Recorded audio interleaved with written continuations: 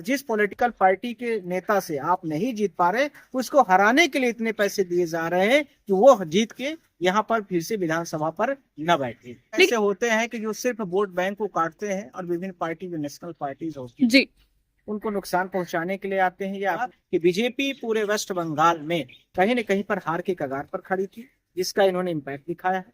दूसरा, इसके साथ में बीजेपी को अब स्पष्ट हो चुका था कि ममता बनर्जी से या वहां पर कांग्रेस पार्टी से उनको जीतना इम्पॉसिबल सा लगने लगा था, जिसके लिए इन्होंने बी प्लान बनाया था। आई जनरेटेड है कि नहीं, इसकी एफएसएल रिपोर्ट एग्जामिनेशन हो जाएगी। तो टीएमसी के यदि ये टीएमसी ने किया है गलत, वह भी पता चलेगा। और दूसरा, यदि हुमायूं कबीर ने जो बोला है वो बात सही है तो उसे भी पता चलेगा। होने के लिए अपने आप को यह दिखाते रहना और मुस्लिम विद्रोह को बनाए रहना, इससे मुस्लिमों के ऊपर झूठा एलिगेशन लगाते रहो, इससे लोग वह कहीं न कहीं विभिन्न ध्रुवों में बट गए। कुछ कबीर की तरफ जाएंगे तो कुछ ओवैसी की तरफ जाएंगे, तो कुछ ममता की तरफ जाएंगे तो कुछ इसके साथ में कांग्रेस की तरफ जाएंगे। इस प्रकार से विभिन्न पार्टी, चाहे बहन मायावती की पार्टी हो, चाहे अखिलेश की पार्टी हो, सब पार्टियों में अलग अलग तरीके से इनकी जो ग्रुप ऑफ मेजोरिटी वोट है उसको छोटा छोटा करके 1-2% वोटों में बांट दिया, अर्थात ग्रुप में इनकी वोट न पड़ने पाए। इससे स्पष्ट हुआ कि बीजेपी पूरे वेस्ट बंगाल में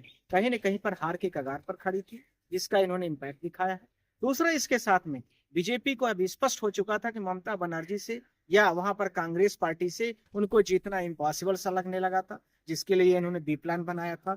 तीसरा, इसके साथ में अभी इसकी जो फंडिंग हुई है मस्जिद बनाने के लिए, जैसा कि मेरे दोस्त लोग डाटा मुझे बता रहे थे, कई सौ कई हजारों करोड़ों की बात हुई है। तो शुभेंदु अधिकारी के साथ में बीच में बात हो रही है, जो कि बीजेपी के वहां बड़े नेता माने जा रहे हैं। और इसके साथ में जो असम के जो चीफ मिनिस्टर उनके साथ हो रही है, वह कहीं न कहीं पर मुस्लिम और इस्लामिक जो वोट है उसको अपने तरीके से कन्वर्ट करने के लिए, और वह कन्वर्ट करने का सिर्फ एक उद्देश्य था, कोई धर्म को बढ़ावा देना नहीं था, किसी जाति विशेष की सुरक्षा और उसके प्रमोशन का नहीं था, सिर्फ और सिर्फ किसी पॉलिटिकल पार्टी और जिस पॉलिटिकल पार्टी के नेता से आप नहीं जीत पा रहे, उसको हराने के लिए इतने पैसे दिए जा रहे हैं कि वो जीत के यहाँ पर फिर से विधानसभा पर न बैठे। लेकिन हुमायूं कबीर का एक दावा है कि ये एआई जनरेटेड वीडियो है, मेरे पे गलत आरोप लगाया जा रहा है, और अगर आप लोग ये बात साबित नहीं करते ये वीडियो सही है या नहीं तो मैं केस कर दूंगा। उस पर क्या कहेंगे? देखिए, ये यदि वो ऐसे कह रहे हैं, पहला सवाल यह होता है कि किसके ट्विटर हैंडल से यह वीडियोस पब्लिश हो, आपके अकॉर्डिंगली उन्हीं के ट्विटर हैंडल से हो रही है, पहली बात। दूसरी बात, या मान लीजिए कोई और ने भी टीएमसी के उससे हो रही है, तो टीएमसी के हैंडल से चेक कराया जाएगा, पहली बात। दूसरी बात, एआई जनरेटेड है कि नहीं, इसकी एफएसएल रिपोर्ट एग्जामिनेशन हो जाएगी। तो टीएमसी के यदि ये टीएमसी ने किया है गलत, वह भी पता चलेगा। और दूसरा, यदि हुमायूं कबीर ने जो बोला है वो बात सही है तो उसे भी पता चलेगा। इसी के साथ दूसरा बिंदु, यदि ऐसा है तो 65B पुलिस जो होती है, ये कोई भी एआई जनरेटेड वीडियोस है या मान लीजिए कोई भी इलेक्ट्रॉनिक एविडेंसेस की बात की, तो 65B जो होता है उसमें एविडेंस एक्ट के अंदर में उसमें आपको एफिडेविट देना पड़ता है। तो हुमायूं कबीर भी देंगे और टीएमसी के एमपी भी देंगे या उनका ट्विटर हैंडल भी देगा।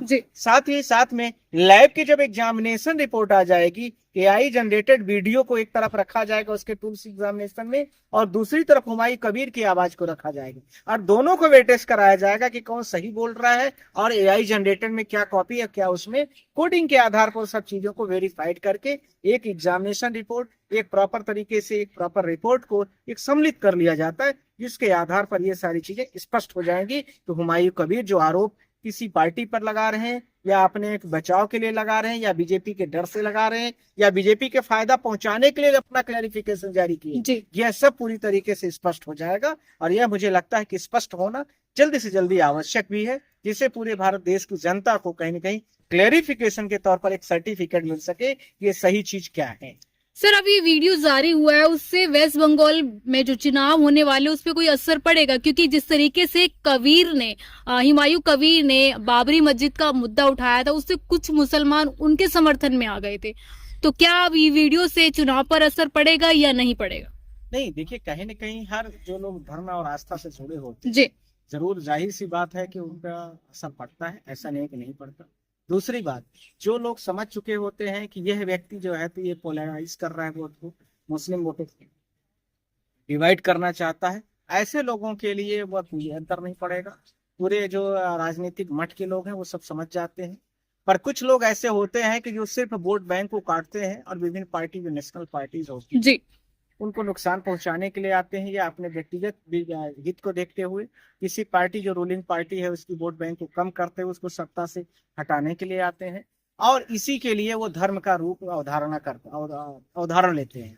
इसमें जो आपने बोला कि बाबरी मस्जिद का जो आपने नाम बताया, जो पुराने यदि मैं उसमें कहूँ बात धार्मिक के आधार पर, तो वह पहले राम मंदिर के जहाँ मंदिर था उसके जस्ट बाजू में उसका निर्माण था, पर अब वो मुर्शिदाबाद में जगह पर ले जा रहे हैं। इसका जाहिर सी बात स्पष्ट किया गया है कि क्या आप मोहम्मद पैगंबर की जो कल्पना पहले अयोध्या में लोग बताते थे, क्या वो बदल गई, अब वहां पर पहुंच गई क्या?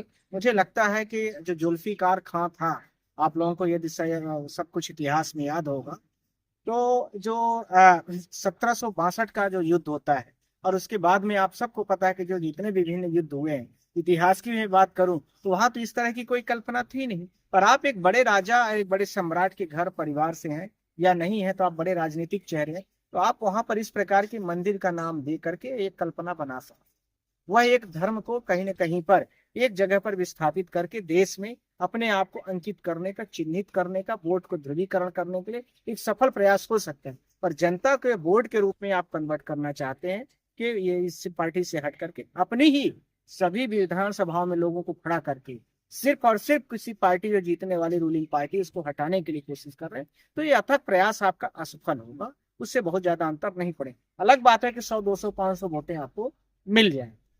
सर, अब अगर ये वीडियो एआई जनरेटेड नहीं हुआ तो क्या बीजेपी का जो द्विचेहरिया है, कहीं ना कहीं वो मुस्लिम को तो एक तरीके से टारगेट करती है, लेकिन बैक में जाके मुस्लिमों को ही सपोर्ट कर रही है कि कहीं ना कहीं ममता बनर्जी वेस्ट बंगाल में ना आ पाए, तो कहीं ना कहीं भाजपा का ये चेहरा जनता के सामने साफ हो जाएगा अगर वीडियो साबित हो गया कि सही है तो?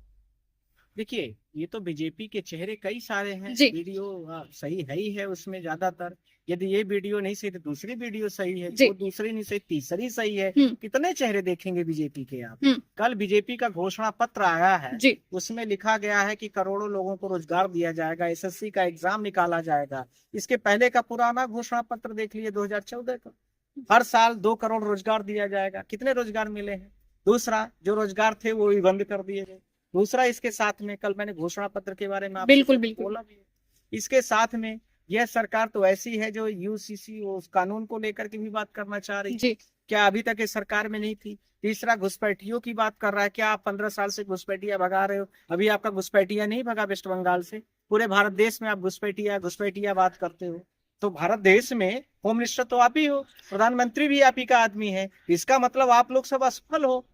नहीं, मैं टर्न ओवर चाहिए। ये बीजेपी का चाल चरित्र सबको पता है। जो आपका एआई जनरेटेड वीडियो ये आप कह रही थी, वो तो एआई की एक भाषा हो गई। यहाँ तो कॉपीराइट का भी इनका चेहरा है अलग। जी। और इसके साथ में प्रिंट मीडिया के भी अलग चेहरे हैं, कुछ भी कह सकते हैं, कुछ भी कर सकते हैं। साथ में जब ये फंस जाएंगे तो कहेंगे अरे छोड़ो, ये सब चुनावी बातें थी, वो जुमले थे, वो संभव नहीं है।